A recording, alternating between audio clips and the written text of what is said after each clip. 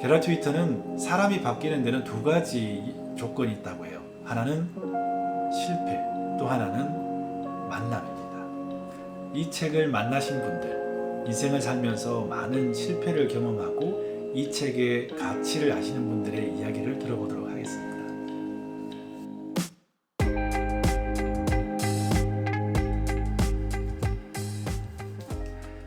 안녕하세요. 오해 책방입니다. 드디어 존엄하게 산다는 것, 게랄트 휘터의 책을 리뷰하도록 하겠습니다. 오늘 토요일 오후까지 보내주신 여러분들의 많은 소감, 댓글 감사합니다. 가급적 저의 이야기는 조금 줄이고 여러분들의 이야기를 많이 전달할 수 있도록 하겠습니다. 생활의 발견 문트의님께서 보내주신 소감인데요. 긍정의 에너지는 긍정적 결과를 만들 수 있다.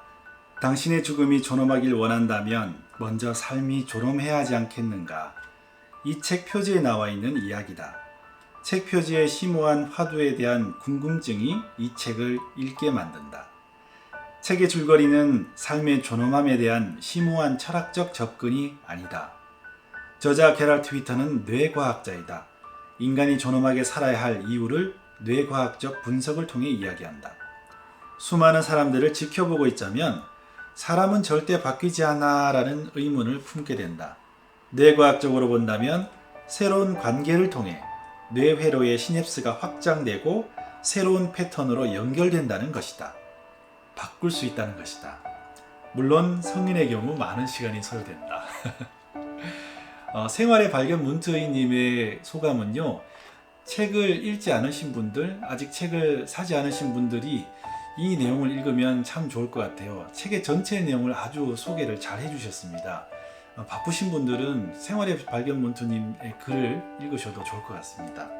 우리들 뇌의 새로운 연결 회로를 긍정적으로 창조해 가다 보면 인류는 존엄성의 존재로 발전한다고 저자는 말한다. 태교 음악 등 임산부가 태아에 좋은 영향을 주는 것처럼 우리 자신들도 긍정의 에너지를 얻어 좋은 영향력을 발휘해야겠다. 입력이 긍정적이면 출력도 긍정 에너지가 된다. 주말이나 휴일 아이들과 함께 공원을 산책하고 같이 놀아주고 좋은 것을 구경시켜주고 친구들과 함께 뛰어놀게 하는 것은 긍정의 미래를 만들어가는 것이었다. 존엄성을 찾아가는 여행이었다. 그죠?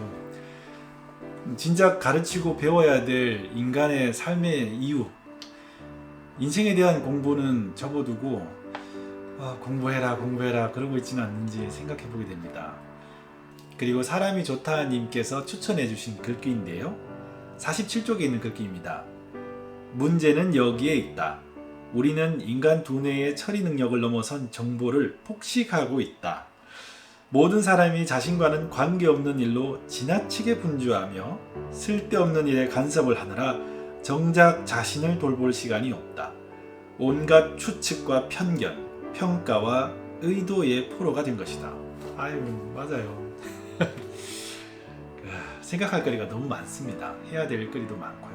당연히 일은 해야 되겠죠. 그런데 스마트폰을 지나치게 많이 본다거나 주변 일에 너무 많이 신경 쓴다거나, 물론 그 일이 나쁘다고는 할 수 없습니다만 정작 중요한 나 자신과의 만나는 시간은 소홀히 하게 된다는 것이죠.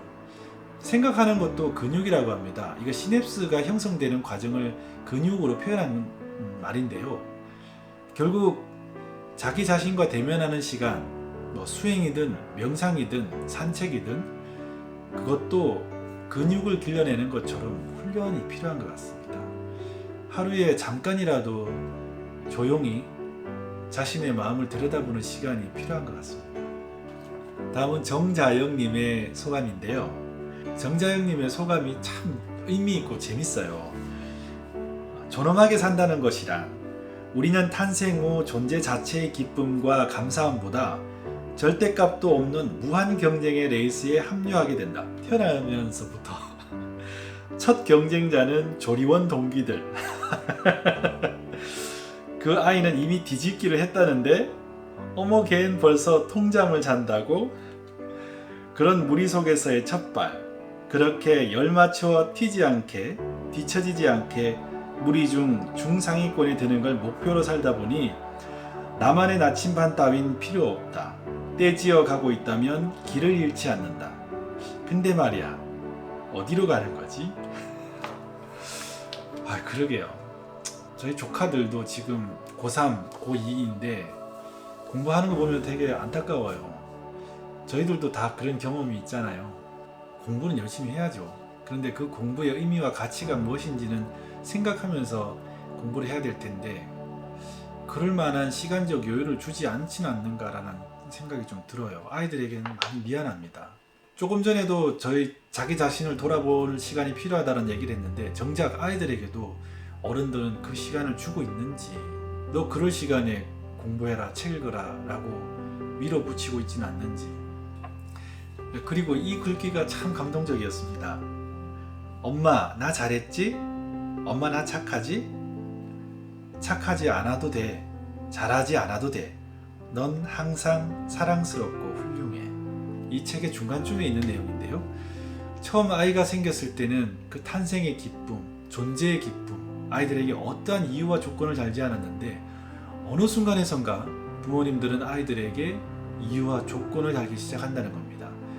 그 상황을 견디기 위해서 아이들은 똑같이 어른들과 똑같이 행동하기 시작한다는 거죠. 아빠 미워, 엄마 미워, 아빠가 이렇게 하면 내가 이렇게 할게. 칸트가 이야기한 것처럼 인간 그 자체가 목적이 아니라 수단과 방법이 되어가기 시작한다는 거죠. 아마 이 내용을 읽어갈 때는 많은 부모님들께서 공감하고 마음이 아프셨을 것 같아요. 그리고 이렇게 마무리를 지어주셨습니다. 남는 삶 동안 게랄트 위터처럼 훌륭한 학자가 되지 못한다 해도 그가 쓴 좋은 책을 읽고 그를 통해 배운 걸 주변인에게 나누며 마음을 움직일 수 있는 사람으로 살아가길 희망한다. 그리고 그의 강연 중 맨 처음 자리에서 일어나 박수를 친 누군가처럼 나도 용기와 열정을 잃지 않길 바란다. 자, 그리고 끝으로 장미꽃 향기님이 보내주신 소감입니다. 존엄하게 산다는 것, 제목만으로도 끌어당기는 힘이 저는 운명 같은 책이다 생각이 드는데요. 인간의 뇌는 항상 방법과 갈망이 뒤엉켜 삶 속의 진리를 찾아가게 하는데 문득 그 순간 당신의 죽음이 존엄하기를 원한다면 먼저 삶이 존엄해야 하지 않겠는가라는 글이 시선을 확 잡고 감상을 두들겨 깨우는 듯이 일어났죠. 존엄이라는 책 속에 깊이 빠져들어 읽어가던 중 나를 잘 알고 내 모든 내면을 잘 아는 남편에게 평가라기보다 나를 있는 그대로 표현해달라 질문을 했는데요. 생각지도 못한 황당한 답변에 놀랐습니다. 답변은 너는 나 없이 못 산다. 역으로 풀이해보니 나는 너 없이 못 산다.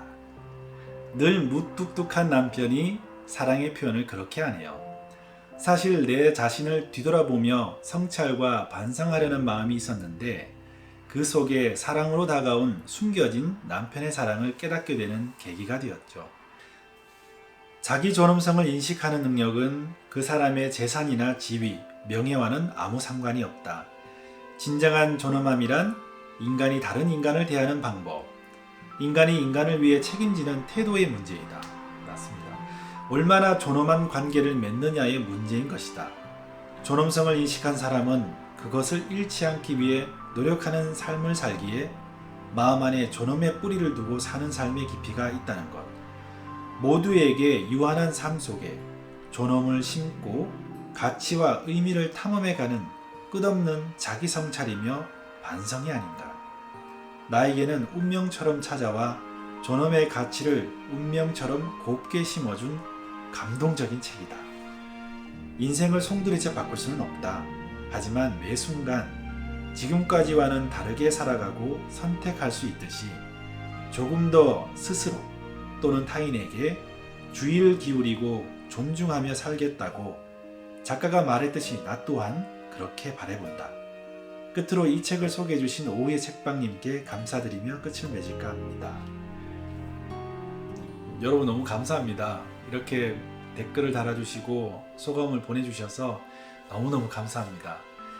오후의 책방이 며칠 전에 구독자 1000명을 넘었습니다. 그런데 그 1000명이 어떤 분이니까 이번 댓글을 보면서 구독자분들 이 1000명 한 분 한 분이 어떤 분일까 어떻게 살아가시는 분들일까 너무 궁금해지는 거예요. 이렇게 그 소감을 모으기로 한 것이 너무 잘했다는 생각이 들고요. 가급적이면 이런 기회를 자주 만들려고 합니다. 밖에 나가서 걸어다니면 그냥 지나가는 아저씨예요. 누구도 신경 쓰지 않는. 그런데 이 오후의 책방이라는 공간 안에서는 여러분에게 책을 소개하는 진행자로서 나름 의미 있는 시간을 보내고 있습니다. 이 시간이 저한테 굉장히 중요하고 감사한 시간이에요. 그리고 오후의 책방을 통해서 구독자 여러분들의 한 분 한 분을 알아가는 것이 무척 감사한 일입니다. 세상을 알아가는 기회가 된 것 같고 창구가 된 것 같아요. 이렇게 오후의 책방이 구독자 여러분들의 생각과 이야기를 한 분 한 분 소개하고 공유할 수 있는 창구가 되었으면 좋겠습니다. 정말 감사한 일입니다. 지금까지 존엄하게 산다는 것을 통해서 존엄함이 무엇인지를 생각해 볼 수 있는 소중한 시간이었습니다. 그리고 다음 주는 제가 중요한 업무 때문에 한 주간을 비워야 할 것 같습니다. 물론 짤막하게 올리는 오후의 책편지는 계속해서 올릴 예정이고요. 책 소개는 한 주를 건너뛴 그 다음 주에 다시 준비해서 올리도록 하겠습니다. 지금까지 오후의 책방이었습니다. 감사합니다.